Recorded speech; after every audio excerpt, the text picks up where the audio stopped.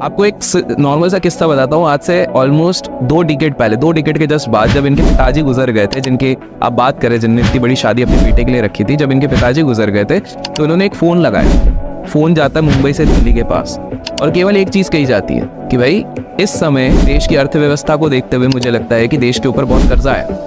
Simple सा काम करो, गांधी जी का फोटो नोट से हटा दो, मेरे पिताजी का फोटो लगा दो, सारा कर्जा मैं माफ कर दूं। इस आदमी को सबका पता है कि कौन क्या बात कर रहा है, किससे बात कर रहा है। कहने को तो डार्क सीक्रेट्स हैं, पर दुनिया के सारे डार्क सीक्रेट्स इसके सामने आकर सामान्य ज्ञान में काउंट होने लग जाते हैं। अभिषेक कर जी, आपको किसी ने बताया नहीं कि आप जो ये पॉडकास्ट के नाम पर बातें करते हो इसे चुगलखोरी कहते हैं। हाँ आंटी जी, आज से आप मत आना, नहीं एक अंकल हैं जो आपसे अच्छी चुगली कर लेते हैं। हमारे देश के सबसे धनी इंसान ने 1600 करोड़ रुपए का गिफ्ट उनके एक राइट हैंड मतलब उनके एक बहुत ही घनिष्ठ मित्र को किया था। मैं उनका नाम नहीं लूंगा, लेकिन आप रिसर्च करके निकाल लोगे, इनका राइट हैंड इतना तगड़ा राइट हैंड है, 1600 करोड़ का घर ऐसा ही नहीं मिलता। अभिषेक कर, तेरा नाम भी तुझसे कुछ कहना चाहता है कि अभिषेक कर, कुछ अच्छा कर, लाइफ में कुछ अच्छा करो यार। और भाई अंबानी अगर किसी को 1600 करोड़ का घर गिफ्ट कर रहा है तो उससे तुझे क्या दिक्कत है? अगला उस हिसाब से प्रॉफिट दे रहा होगा, उस हिसाब से उसके लिए काम कर रहा होगा। अरे साला तुम लोग पागल है क्या? आप इसका कोई भी पॉडकास्ट उठा के देख लो, पहले तो ये पॉडकास्ट में बक बक करेगा, और फिर जब कुछ अच्छा बताना होगा तब कहता है मैं नाम नहीं लूंगा। मैं नहीं बताऊंगा। मैं कोई कंपनी है नाम नहीं लेते। विवाद हो जाएगा तो मैं नाम उसका भी नहीं लूंगा, मैं नाम नहीं लूंगा, नाम बिल्कुल नहीं लूंगा। ये तो वही बात हो गई कि रामायण तो सुनानी है पर ये नहीं बताना कि राम कौन है। कहता है गैस कर लो। भैया मैं गैस ही करना है ना, मैं पूरा पॉडकास्ट ही गैस कर लूंगा। भाई साहब एक पता बताना था, बता दोगे क्या? जी बिल्कुल बता देंगे जी, बताओ कहाँ जाना है? यार बताना है तो बता दो, मैं नाम नहीं लूंगा।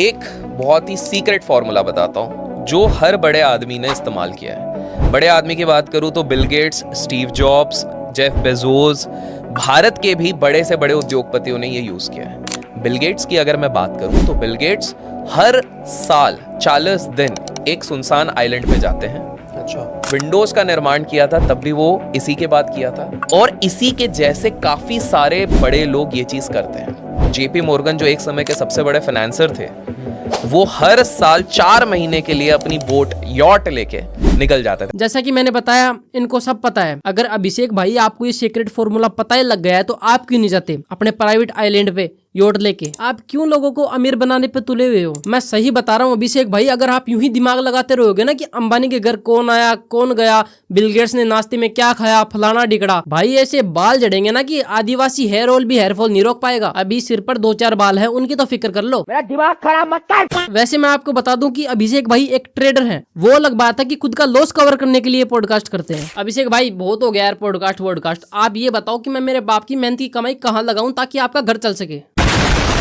हमारे देश के बिगेस्ट बॉलीवुड सेलिब्रिटीज का जो सबसे छोटा बच्चा है वो उनका बच्चा नहीं है। थोड़ा सा लॉजिकली सोचते हैं, उनके 3 बच्चे, 2 बच्चे 18-18 साल के हो गए। उसके बाद अचानक से, अगर आप लोगों को याद होगा तो एक हमारे इधर हीरोइन बहुत चल रही थी जिनसे किसी को ऐतराज नहीं होना चाहिए क्योंकि बहुत अच्छी एक्टिंग करती है वो। तो उसी समय पे किस्से चल रहे थे कि इस एक्टर के जो कि राजा हैं, उनका इनके साथ कुछ चल रहा था। अब अचानक से 2 साल के लिए वो हीरोइन विदेश चले जाती है, और उसी 2 साल के अंदर ये छोटा बच्चा होता है। जब ये जो एक्टर रहते हैं जिनकी हम बात कर रहे हैं, ये भी उसी समय पे विदेश जाते हैं म्यूजिक एल्बम और ये सब शूट करने के लिए। एक मिनट, मैं भी शाहरुख बोल रहा हूँ। मैं तुम्हारी फॉर एग्जाम्पल असम में आज भी आप जाओगे तो एक जगह पर है जहां पर कहते हैं वो गांव है, वहां की लड़कियों को इतनी ज्यादा सिद्धियां हासिल हैं कि दे हैव द पावर कि आप इंसान बन के जाते हो, they can convert you into a बकरी और एनी अदर एनिमल, और रात को वो वापस आपको इंसान बना के संभोग करती हैं आपके साथ। Why? Because there are lot of tantric practices. Assam की लड़कियों का तो पता नहीं, पर आसाम के सीएम तेरी बकरी जरूर बनाएंगे। तो इसने जो भी बात आसाम के बारे में इस रील में बोली जो कि आसाम की सीएम को अच्छी नहीं लगी, तो उन्होंने इस पर केस कर दिया। फिर एक वीडियो में इसने आसाम की सीएम से माफी भी मांगी। With this video, I owe an apology to all the people whom I have unintentionally hurt with the recent podcast clip which is going viral over the internet. I got to know about the same, that it has hurt the sentiments of the people, and I felt that I should be actually owing an apology to all the people and the concerned parties over there. बस हवा निकल गई। अभी तक शायद आपको पता नहीं होगी कि मार्क जुकरबर्ग की वो टी शर्ट 1.5 लाख की थी। नहीं पता।